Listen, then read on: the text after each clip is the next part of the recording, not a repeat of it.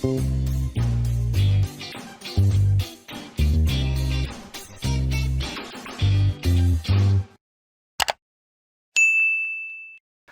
மக்களே, welcome back to Deena's kitchen. இன்னைக்கு நம்ம கிச்சனில் பார்க்க போது தக்காளி குழம்பு எப்படி பண்ணுறது பார்க்க போகிறோம்.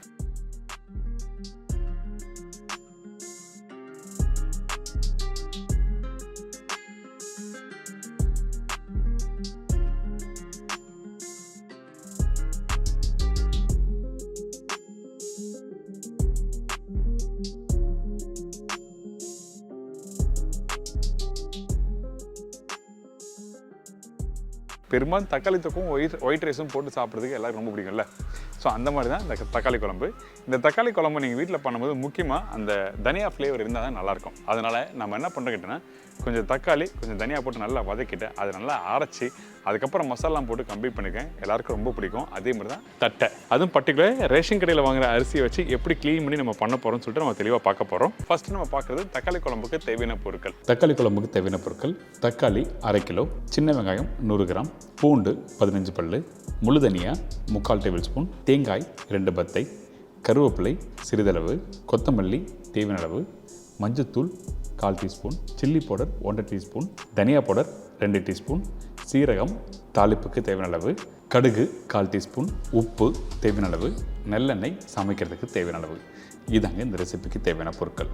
ஃபஸ்ட்டு நம்ம என்ன பண்ண போகிறோம் கேட்டோன்னா, இந்த தக்காளி குழம்பு ரெடி பண்ணுறதுக்கு ஒரு மசாலா ரெடி பண்ண போகிறோம். அதனால் கொஞ்சமாக எண்ணெய், அதுக்கு பிறகு முழு தனியா, 2 தக்காளி, அதாவது 1/2 கிலோ தக்காளி சொன்னோம் பார்த்தீங்களா, அந்த 1/2 கிலோ தக்காளியில் பெரிய தக்காளி 2 தக்காளி இந்த இடத்துல போட்டிருக்கோம். அதுக்கு பிறகு கொத்தமல்லி தண்டு ஒரு 4 கொத்தமல்லி தண்டு போடுங்க, வாசனையாக இருக்கும். அதனால தான் இந்த கொத்தமல்லி தண்டு போட்டிருக்கோம். இதெல்லாம் போட்ட பிறகு நல்லா வதக்க ஆரம்பிங்க. அந்த முழு தனியாவும் தக்காளியும் நல்லா வதங்கி முடித்த பிறகு இதை அரைக்க போகிறோம். அதனால் நல்லா வதக்கணும். வதக்காமல் நீங்கள் அப்படியே அரைச்சி நீங்கள் குழம்புல மிக்ஸ் பண்ணால் உங்களுக்கு டேஸ்ட்டு மாறும். அதாவது பச்சை தக்காளி வாசனை வரும். அதனால் இந்த மாதிரி நல்லா சோத்தை பண்ணிவிட்டு அதுக்கப்புறம் தான் அடுத்த ஸ்டேஜ் போகணும். இப்போ தக்காளி நல்லா வதங்கியிருக்கு பார்த்தீங்களா, இந்த மாதிரி தான் கரெக்டாக வதங்கிருக்கணும். அதே டைமில் இதை அப்படியே மிக்ஸி ஜாரில் போட்டு அரைச்சிருங்க. நீங்கள் அரைச்சி முடிச்ச பிறகு பார்த்தீங்கன்னா நல்லா ஃபைன் பேஸ்ட்டாக இருக்கும். இந்த இடத்துல நீங்கள் சட்னியாகவும் தொட்டு சாப்பிட்லாம். கொஞ்சம் தாளிப்பு போட்டு மிக்ஸ் பண்ணி சாப்பிட்டோன்னா இது ஒரு தனி டேஸ்ட்டு சூப்பராக இருக்கும். நீங்கள் 2-in-1 கான்செப்ட்லையும் நீங்கள் ட்ரை பண்ணி பார்க்கலாம். இப்போ இந்த பேஸ்ட்டும் அரைச்சி ரெடி பண்ணி வச்சுருக்கோம்ல, அடுத்தது நம்ம என்ன பண்ணுறோன்னா, அரைச்சி வச்சுருக்க பேஸ்ட்டை குழம்புல ஊற்றி எப்படி மிக்ஸ் பண்ணிட்டு சொல்லி பார்க்க போகிறோம். இந்த மண்சட்டியில் கொஞ்சம் எண்ணெய் சூடான பிறகு கடுகு தாளிப்பை போட்டிருக்கோம். அந்த கடுகு நல்லா பொரிஞ்சு வரும் பார்த்தீங்களா, அந்த டைமில் கொஞ்சம் சீரகம் போடுங்க.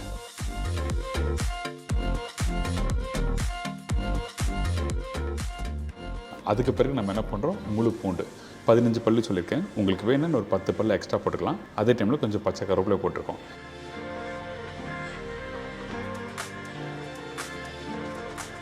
இதுக்கு பிறகு பொடிசாக கட் பண்ணி வச்சுருக்க சின்ன வெங்காயம். இந்த இடத்துல இந்த மாதிரி தக்காளி குழம்பு பண்ணுறதுக்கு நம்ம என்ன பண்ணுறோன்னா, சின்ன வெங்காயம் தான் நல்லாயிருக்கும். அதனால் அந்த வெங்காயத்தை 1/2 1/3 கட் பண்ணிக்கோங்க. சின்ன வெங்காயத்தை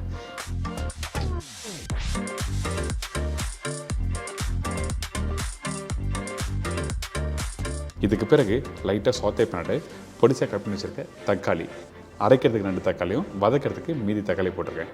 இதெல்லாம் போட்ட பிறகு மஞ்சத்தூள், தனியா பவுடர், மிளகாய் பவுடர்,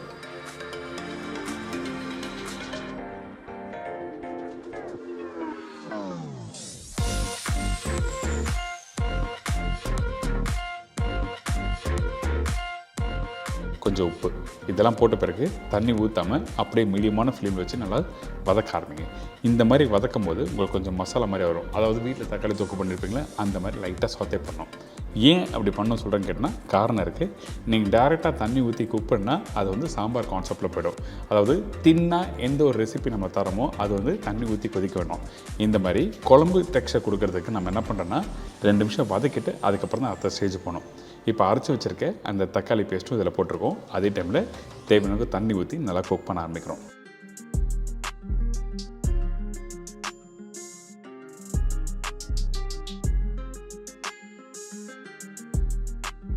கொதிக்க வைக்கிற பக்குவம் என்ன கேட்டினா, குறைஞ்சபட்சம் ஒரு 8லேருந்து 10 நிமிஷம் டைம் இருக்கும். அதே டைமில் குக் பண்ணி முடித்த பிறகு நீங்கள் செக் பண்ணால் தெரியும், அந்த தக்காளியோட பச்சை வாசனையும் அந்த மசாலா நல்லா வெந்த பிறகு உங்களுக்கு காரத்தோட அளவு, அந்த புளிப்புற தன்மை எல்லாமே ஈவனாக இருக்கும்.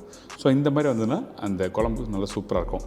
இப்போ நம்ம என்ன பண்ணுறோம், ஒரு மூடி போட்டு நல்லா கொதிக்கிட்டுன்னு சொல்லிட்டு அப்புறம் ஓப்பன் பண்ணி பார்த்தீங்கன்னா இந்த குழம்பு இந்த மாதிரி ரெடியாக இருக்கும்.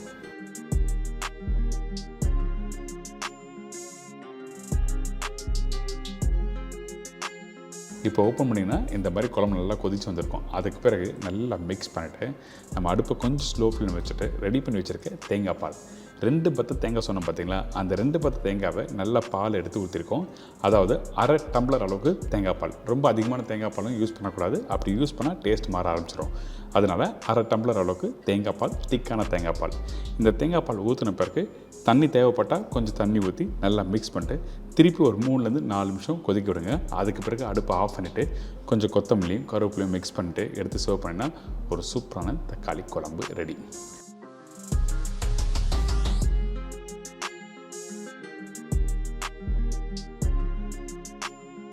நம்ம என்னதான் தக்காளி குழம்பு ஃபினிஷிங் நல்லா முடித்தாலும் கடைசியாக ஒரு டேபிள் ஸ்பூன் நல்லெண்ணெய் ஊற்றிட்டு அதுக்கப்புறம் மிக்ஸ் பண்ணி சர்வ் பண்ணால் இன்னும் சூப்பராக இருக்கும்.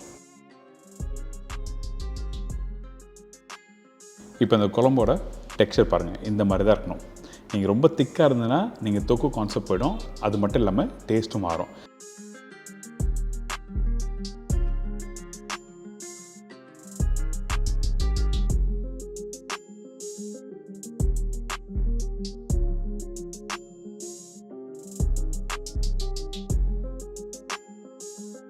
இப்போ இந்த தக்காளி குழம்பு ரெடி பண்ணுறது எல்லாம் தெரிஞ்சிருக்கோம். இதோட தட்டை. இப்போ இந்த ரெசிபிக்கு தேவையான பொருட்கள் என்ன பார்த்தலாமா? பச்சை அரிசி 1/4 கிலோ, கடலைப்பருப்பு 50 கிராம், காய்ந்த மிளகாய் 6லேருந்து 8 நம்பர், பூண்டு 12 பல்லு, பெருங்காயம் 1/4 டீஸ்பூன், கருவேப்பிலை சிறிதளவு, உப்பு தேவையான அளவு, எண்ணெய் ஃப்ரை பண்ணுறதுக்கு தேவையான அளவு. இதாங்க இந்த ரெசிபிக்கு தேவையான பொருட்கள். நம்மக்கிட்ட இருக்க இந்த ரேஷன் கடை பச்சை அரிசியை வச்சு நம்ம என்ன பண்ணுறோம் கேட்டிங்கன்னா, ஃபஸ்ட்டு இந்த அரிசியை ஊற வச்சு கொஞ்சம் காய வச்சு பவுடர் பண்ணி அதுக்கப்புறம் தட்டை ரெடி பண்ண போகிறோம். அதனால் இந்த பச்சை அரிசியை தண்ணி ஊற்றி நல்லா ஊற வச்சுருங்க. குறைஞ்சபட்சம் 2லேருந்து 3 மணி நேரம் நல்லா ஊறணும். அப்போ தான் அரைக்கிறதுக்கு ஈஸியாக இருக்கும்.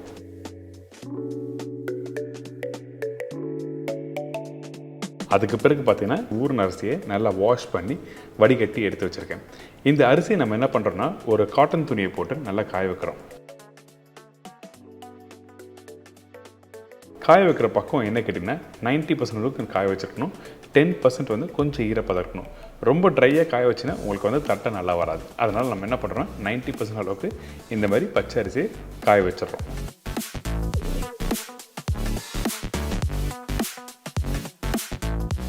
இப்போ ரெடி ஆகிடுச்சு இந்த அரிசி. நான் சொன்ன மாதிரி 90% அளவுக்கு காய வச்சு எடுத்து வச்சுருக்கேன். இதுக்கப்புறம் மிக்ஸி ஜாரில் போட்டு நம்ம அரைச்சிட்றோம்.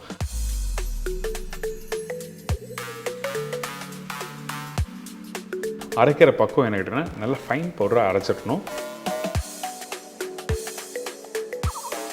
கொஞ்சம் குவான்டிட்டி நீங்கள் வீட்டில் பண்ணுறீங்கன்னா நீங்கள் மிக்சியில் அரைச்சிக்கலாம். இதுவே 1 கிலோ 2 கிலோ பண்ணுறீங்கன்னா அந்த டைமில் மாவு மிஷினில் கொடுத்து நீங்கள் அரைச்சி ரெடி பண்ணி வச்சுக்கோங்க. இப்போது இந்த அரிசியும் நல்லா ஃபைன் பவுடராக அரைச்சி வச்சுருக்கோம்.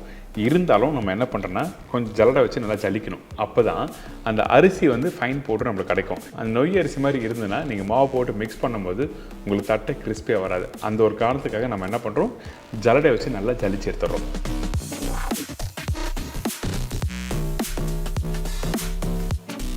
பார்த்தீங்களா, இந்த மாதிரி நல்லா ஜலிச்சிருங்க.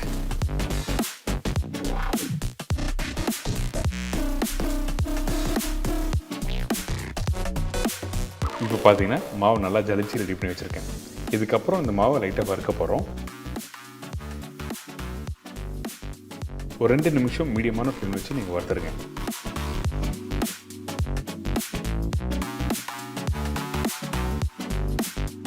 ரொம்ப வறுக்கக்கூடாது. நான் திருப்பி ரிப்பீட் பண்ணுறேன். அப்படி வறுத்தீங்கன்னா கண்டிப்பாக மாவு உதிரி ஆகிடுச்சுன்னா நல்லா இருக்காது. சரிங்களா?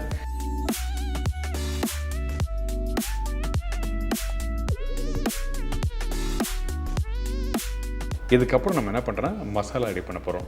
நிறைய பேர் சில்லி பவுடர்லாம் போட்டு பண்ணுவாங்க. கண்டிப்பாக நீங்கள் வீட்டில் அப்படி பண்ணாதீங்க. இந்த மாதிரி காஞ்ச மிளகாவும் கொஞ்சம் பூண்டை போட்டு நல்லா அரைச்சிருங்க. அப்படி அரைக்கும் போது அந்த பூண்டோட வாசனை நல்லா கொடுக்கும். அதே டைமில் அந்த காஞ்ச மிளகா காரம் கலர் நல்லா கொடுக்கும். அதனால் நான் சொன்ன குவான்டிட்டி கரெக்டாக இருக்கும் 1/4 கிலோ அரிசிக்கு. சரிங்களா?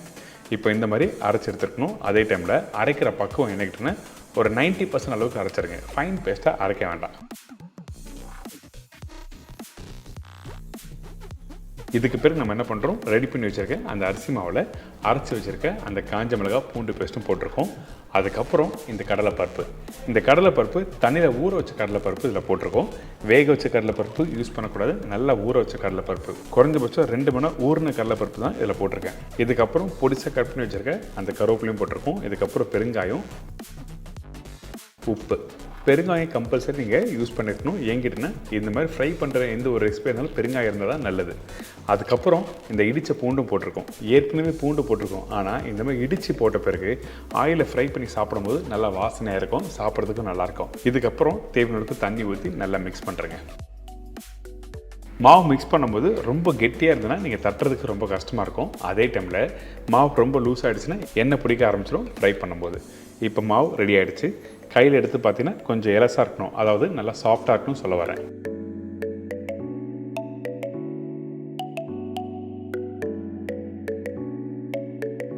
இதுக்கு பிறகு இந்த மாதிரி ஒரு பிளாஸ்டிக் பேப்பர் எடுத்துக்கங்க. பிளாஸ்டிக் பேப்பர் தான் ஈஸியாக இருக்கும் தட்டுறதுக்கு. இந்த பிளாஸ்டிக் பேப்பரில் கொஞ்சம் எண்ணெய் அப்ளை பண்ணியிருக்கேன். அதுக்கு பிறகு உங்களுக்கு என்ன சைஸில் வேணுமோ அந்த சைஸில் மாவு எடுத்து நல்லா தட்ட ஆரம்பிக்கிறோம். அதே டைமில் உங்களோட விரலில் எண்ணெய் இருக்கணும், அப்போ தான் ஒட்டாமல் வரும். அப்படி எண்ணெய் இல்லாமல் நீங்கள் தட்ட ஆரம்பிச்சிங்கன்னா 1-2 தட்டலாம், 3வது 4வது பீஸ் தட்டும் போது கண்டிப்பாக ஒட்ட ஆரம்பிச்சிடும். அதனால் முடிஞ்ச அளவுக்கு நல்லா எண்ணெய் வச்சு தட்ட ஆரம்பிங்க. அதே டைமில் மெலிசாக தட்டிருக்கணும், எல்லா பகுதியும் ஈவனாக தட்டணும், சரிங்களா? அதுக்கு பிறகு இந்த ஃபோர்க் எடுத்து அங்கங்கே சின்ன சின்ன ஒரு ஓட்டை போடுறோம். எதுக்காக இந்த மாதிரி பண்ணுற கேட்டோன்னா அப்போ தான் நல்லா வெந்து வரும், அதே டைமில் நல்லா கிறிஸ்பியாக முறுமுறும் கிடைக்கும்.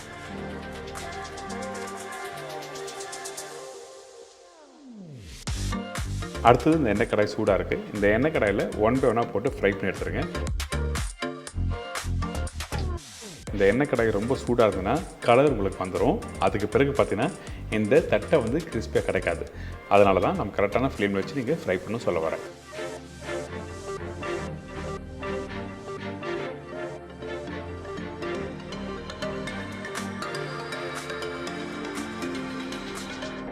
அதே டைமில் இந்த தட்டையை அப்படியே திருப்பி போட்டு 2 சைடில் நல்லா வேக வச்சு எடுத்திங்கன்னா நல்லா கிறிஸ்பியாக இருக்கும். தட்டை வேகலாம் கூட கண்டிப்பாக உங்களுக்கு என்ன வேணால் உங்களுக்கு கிறிஸ்பியாக கிடைக்காது, சவுச்சோன்னு இருக்கும். அதாவது நீங்கள் சாப்பிடும்போது கிறிஸ்பியாக இருக்காது, கஷ்டப்பட்டு சாப்பிட்ற மாதிரி இருக்கும். அதனால தான் நம்ம என்ன பண்ணுறோம், கரெக்டான ஃப்ளேமில் வச்சு ஃப்ரை பண்ணி எடுத்திங்கன்னா உங்களுக்கு சூப்பரான தட்டடி. கண்டிப்பாக இந்த தட்டை வீட்டில் ட்ரை பண்ணி பாருங்கள். நம்ம வீட்டில் இருக்கவங்களை எல்லாமே விரும்பி சாப்பிடுவாங்க. நல்ல ஒரு கிறிஸ்பியாக சூப்பராக, அதுவும் பர்டிகுலர் இந்த ரேஷன் கடை அரிசி வச்சு எப்படி பண்ணுறதுன்னு சொல்லி கொடுத்துருக்கேன். ட்ரை பண்ணி பாருங்கள், என்ஜாய் பண்ணுங்கள்.